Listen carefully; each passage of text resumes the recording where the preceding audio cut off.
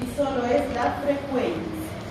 Más a detalle y algunas cosas más aquí veremos cuando estemos en cardiovascular, así que dijimos que esto está relacionado directamente con el pulso, así que sí, entraremos más en detalle respecto al pulso. Es una onda de sangre creada por la contracción del ventrículo izquierdo del corazón. En una persona sana, el pulso es un reflejo del latido cardíaco, es decir, la frecuencia del pulso es la misma que de las contracciones ventriculares del corazón. Sin embargo, en algunos tipos de enfermedad cardiovascular, las frecuencias del latido cardíaco y del pulso pueden ser distintas. Así que si estás tomando esa frecuencia de pulso y hay algo raro ahí, no es lo normal, con todas las características que vimos del pulso, pues lo que tienes que hacer es directamente irte a corazón, ¿sí? En estos casos, el profesional de salud debe evaluar el latido cardíaco y la frecuencia del pulso. Y aquí, las áreas donde se toma el pulso. ¿Dónde se toma el pulso? Radial. Temporal. Braquial. Braquial.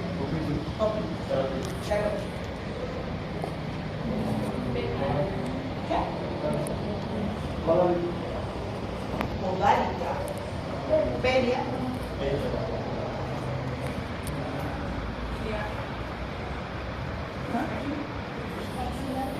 Ya. Inguinal. ¿Alguna más? Femoral. ¿Quieren más? ¿Dijeron temporal?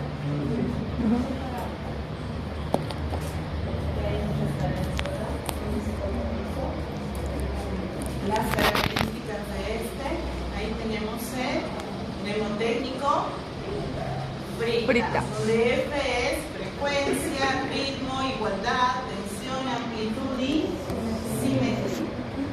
Pues viendo ya los tipos de pulso, nos basamos principalmente, si se dieron cuenta, en lo que es amplitud, ¿verdad? El tamaño de esa onda, es el tamaño, eso es la amplitud. La simetría es la forma de ese vaso que va cambiando dependiendo la edad del paciente. En nosotros es rectilíneo, tiene una resistencia vascular periférica, en los adultos es más rígida, ¿verdad? Ya no es tan depresiva y también es tortuosa. La frecuencia es igual a la las pulsaciones. ¿De cuánto?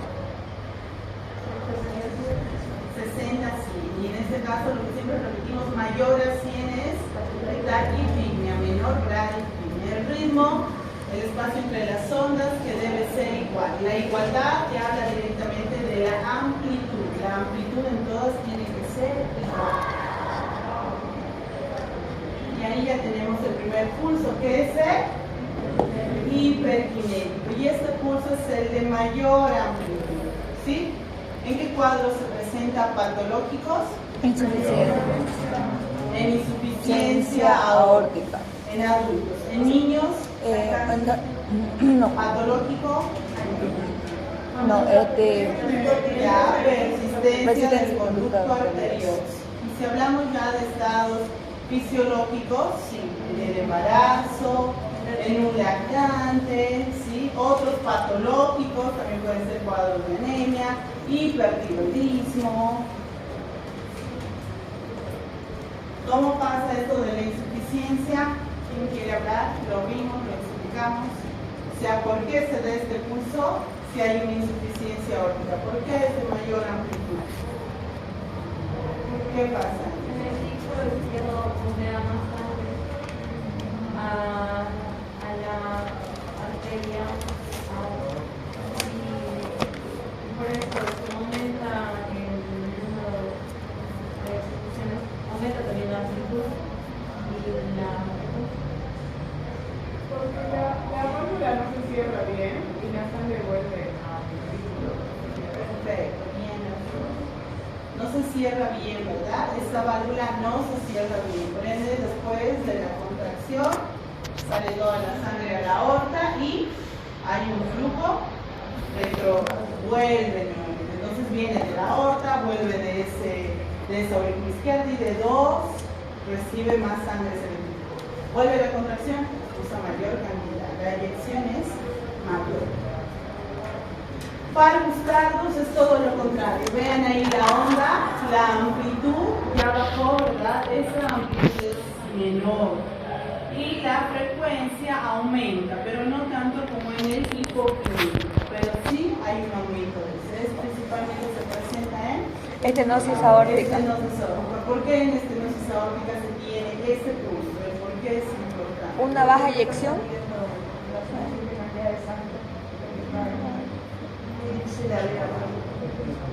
Ya hay una disminución del volumen, ¿verdad? Sí, Y si se afecta el volumen, ¿qué va a pasar? baja eyección.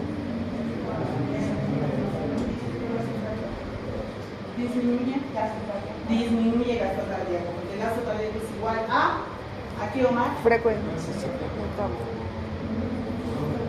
Por volumen sistólico. Entonces, si ya se afecta ahí uno el volumen, entonces va a afectar el gasto cardíaco. Para compensar eso un poquito ya se va a aumentar la frecuencia. Pulso hipoquinético, también llamado pulso pidifónico. Y en este sí se ve ese aumento mayor de la frecuencia, ¿verdad? La amplitud también es baja, pero miren la regularidad entre todas esas ondas de pulso.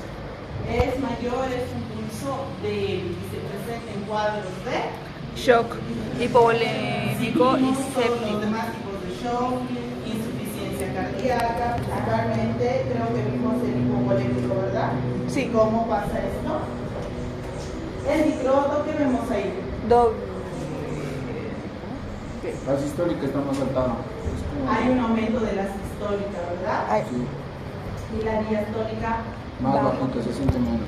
ya, y en imagen, ¿qué se ve? dos picos. Son seguidas, o sea, como uno se va a notar más que la otra.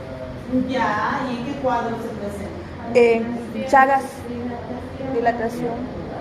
Ya, cardiopatías Cardiopatía lateral. hipertróficas, como en Chagas, sí, Sí. puede ser.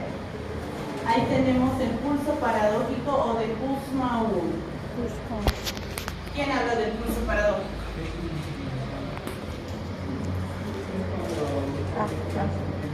Dale. Hay un taponamiento, puede ser. Podemos encontrar en una pericarditis. Ya, en un taponamiento, ¿qué pasa? Creo que en la parte fisiológica, en la inspiración, tiene que bajar 10 milímetros de mercurio, que al ser patológico aumenta 10 milímetros de mercurio. Ya, en condiciones normales durante la inspiración, al ingreso de aire, ¿qué pasa simultáneamente durante la inspiración? Baja. Mayor el pulso de 10 miligramos, sin embargo, es mayor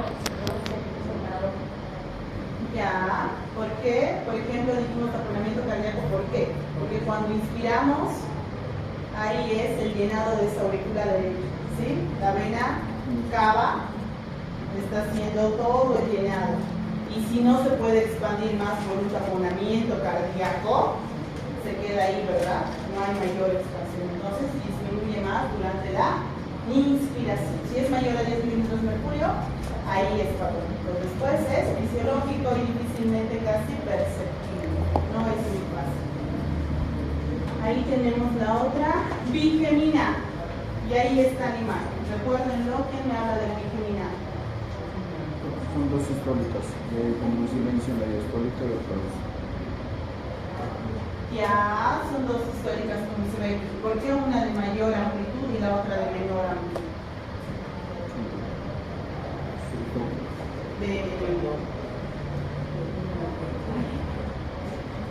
Arritmia. Se presenta en una arritmia. Arritmias, Sí, en la arritmia, Brandon. Bueno,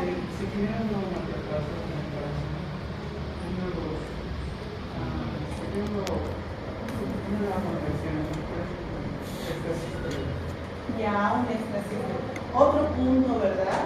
Otro punto de excitación para estas fibras musculares. Entonces, viene la normal, la del nódulo sinusal, viene la contracción, pero después ni ha terminado el llenado y nuevamente por estimulación, principalmente de estas fibras de Purkinje, nuevamente se produce otra onda más pequeña. En arritmia se presenta ventricular, se presenta en disfunción este pulso. Y sabemos y recordemos que estos de aquí nos indican la sístole del corazón, ¿verdad? Pulso, pulso, pulso, sístole, sístole, sístole, es decir, contracción, contracción, contracción. El espacio donde no hay nada y no siento, pues es la diástole, y es cuando se está llenando nuevamente. ¿Sí? Aquí frecuencia respiratoria y los términos que siempre les pregunto. Viendo un poquito la respiración como es en el varón. Es abdominal. Utiliza musculatura abdominal. La mujer es torácica. En la mujer, torácica. Y los niños ambos. Ya. ¿Cuánto es la frecuencia normal, dijimos? De 18 a 20. De 12. A 12 a 20. O de 22. Depende, ¿verdad? De acuerdo a la edad también varía. Para adultos, como ustedes dijimos que entre 16, incluso hasta 24 mencionan algunos, dependiendo de la actividad que realicen. Digamos, deportes, algo así que demandan mucha actividad, como natación, fútbol, ciclismo. ¿Sí? 5 deportes hay que demandan mucho. Los otros 2 no lo recuerdo. Básquet.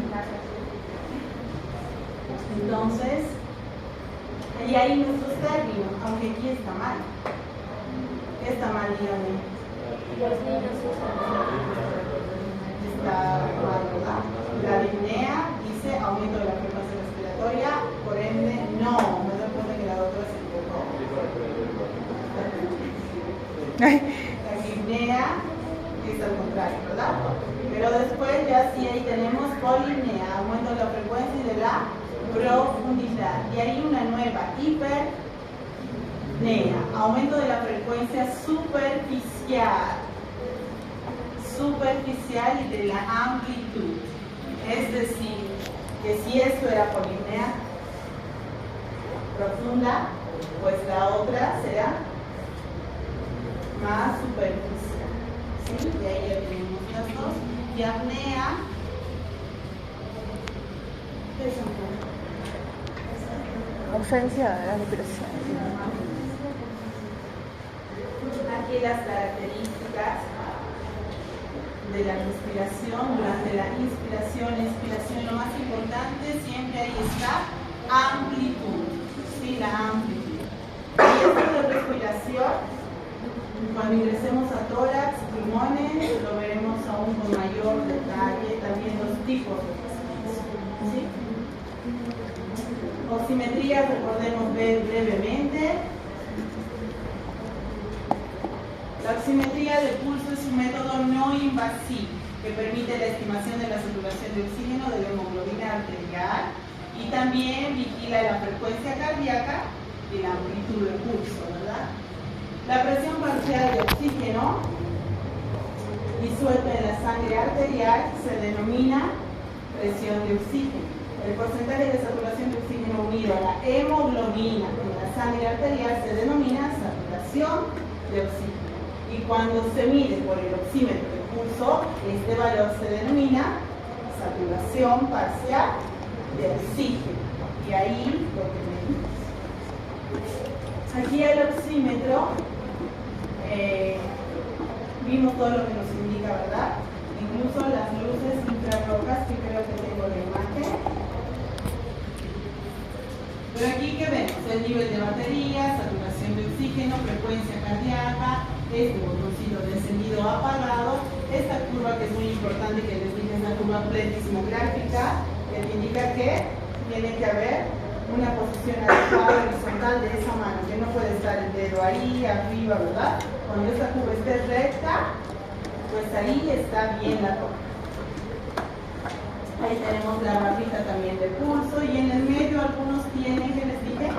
En esta no se ve. IP, que significa una IP está ahí. IP. ¿Qué es? Índice de perfusión. Y aquí esto que hablamos, porque emite dos luces, ¿verdad? Una luz roja y la otra luz infrarroja. Entonces ingresa el dedito aquí tiene este lente que es fotosensible y que este va a absorber estas luces emitidas. por la parte de aquí arriba. Entonces, dependiendo de la cantidad que esté pasando aquí, ¿de qué dijimos? De pulsaciones. Oxihemoglobina y carboxidesoxihemoglobina, dependiendo es absorbido. Si es absorbido todo, pues este lente no va a registrar nada. Si no es absorbido, va a registrar más y le va a dar después ahí la saturación. Esta tablita que vimos, dijimos que varía, ¿verdad? Y no es que es así siempre. Por ejemplo, en Chile, ¿cuánto es la saturación? ¿Hay algún chileno? No, aquí. ¿Cuál así? ¿Cuánto es tu saturación ahí? 99. 99 es 100, ¿verdad? ¿Esto estará bien aquí para Cochabamba? Sí. Después varía incluso solo en Bolivia, ¿verdad? Santa Cruz, La Paz, Potosí, Oruro. Temperatura. Es el equilibrio en el cuerpo humano entre los procesos de termogénesis y termólisis, siendo el hipotálamo el órgano regulador de esto. La temperatura central es la temperatura a nivel de la aurícula derecha, que es de cuánto? De 37 grados 37 grados centígrados. Ya, con una variación de 0,0. Hay cambios fisiológicos que alteran la temperatura. Por ejemplo, es decir, ciclo circadiano. Al amanecer, al despertarnos, la temperatura será mayor o menor. Mayor.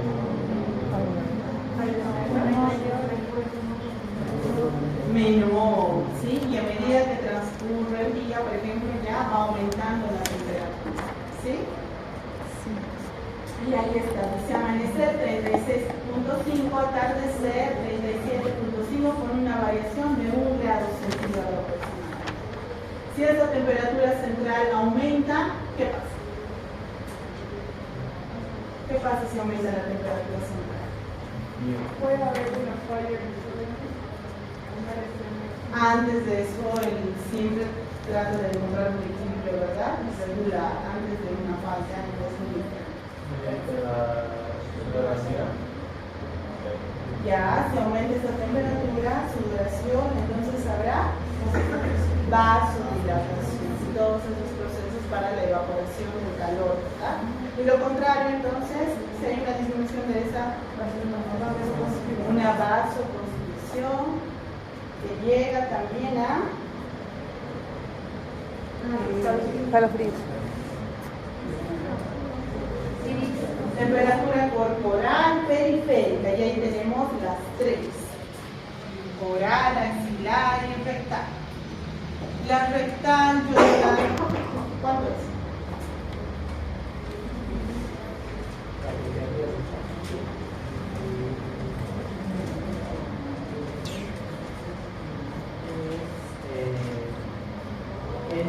Hay una variación de acuerdo hogar más 0.3 grados centígrados y axilar 0.6. 0.5. Ya. ¿Cuánto es la axilar? Axilar. De 35.8 a 36. A 36.8. Ahí tenemos, y el tiempo. La oral es de 36.8, aquí tenemos 35.8 a 36.7, para que esta sea 36.8, ¿verdad? Y ahí está todo bien. Tiempo 3 a 5 minutos. La oral, la axilar 5 a 7 minutos, siempre nos quedamos con 5, casi nunca llega así. Y la rectal, pues aumenta con 0,3 al oral y 0,6 a la axilar, y este es el tiempo menor, no puede pasar de los 2 minutos, incluso en otras veces solo 1 minuto y no mayor. ¿Y qué se debe tener en cuenta en esta y en esta principalmente?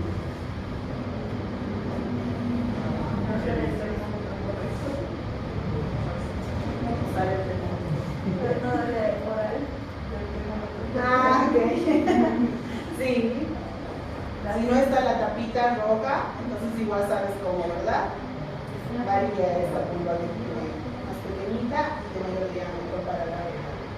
¿Cómo se llamaban las personas que morían por ansiedad? Bruxismo, pero generalmente el bruxismo no es que estás todo el día, es en la noche, cuando estás durmiendo, ahí tienen esos movimientos involuntarios de contracción, estos maceteros principalmente. Entonces, ¿qué más se tiene que tener en cuenta en esta? Los adultos mayores, los niños, dijimos, ¿verdad? Pacientes con alteraciones psiquiátricas también. Que expliques bien. Y más si estás con el de mercurio, que es el tox. Y en el rectal de igual manera, ¿sí? Una contracción ahí anorrectal, tú lo introduciste de más y puede reventarse. Y ahí los tipos de termómetro, ahí está el de mercurio, que lo vimos, el digital, que algunos trajeron también, y el infrarrojo, que es el que más se usa ahora, ¿verdad? Ahí está el infrarrojo. ¿Qué se debe tener en cuenta en el infrarrojo y el digital? La batería principal, ¿sí? Siempre, ¿verdad? Y hay esos términos, febrícula, temperatura igual o mayor a 37,5, 37,9. Arriba fiebre mayor a hiperpirexia, ¿cuánto es?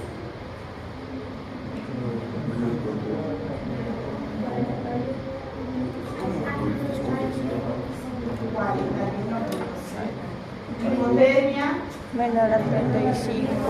menor a 35. Aquí equipo, lo que realizamos, ¿verdad? Nuestra bandera, el termómetro, las tornitas de algodón, el alcohol y una bolsa de residuos. Siempre bioseguridad en todo. ¿Cómo se realiza la toma?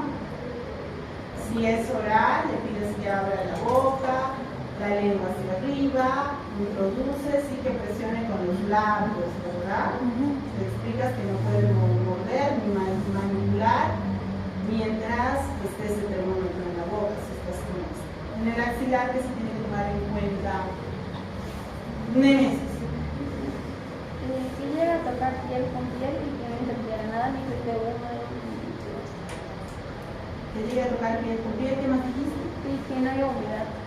Ya, que no esté, si está húmeda, pues secas, ¿verdad? Y también incluye la presencia de Pelos. Vellos. diagnóstico diferencial, fiebre, hipertermia. ¿Cuál era la diferencia?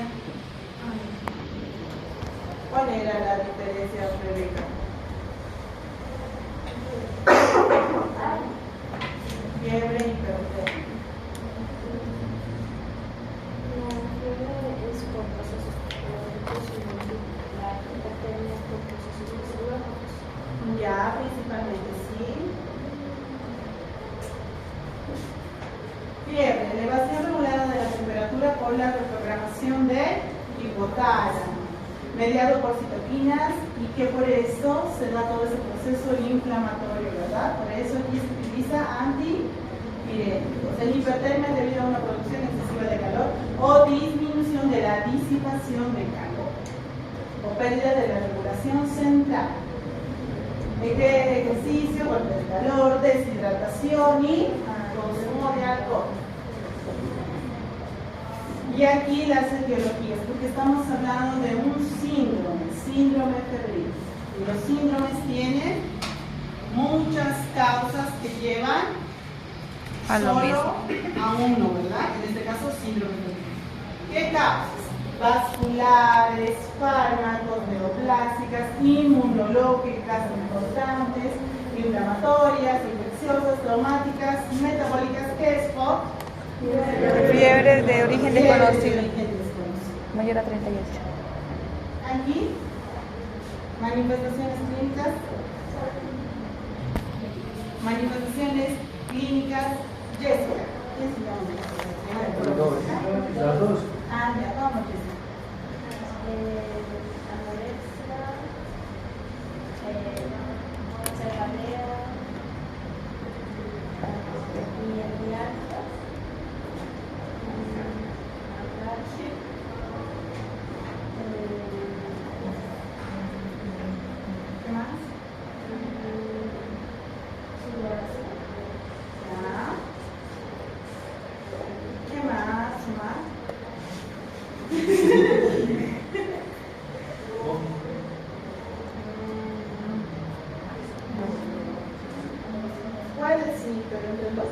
¿Cuál? Sea más fácil. La luz. Fotofobia. Fotosíntesis, no. Es una planta. A los niños, confusiones, los de la tercera edad, alucinaciones, ya. Nosotros también, pero principalmente en niños.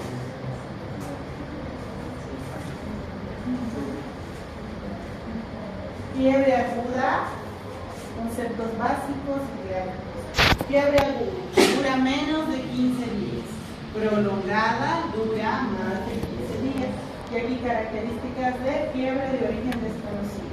Que sea mayor a 3 semanas, que esa fiebre sea mayor a 38,3.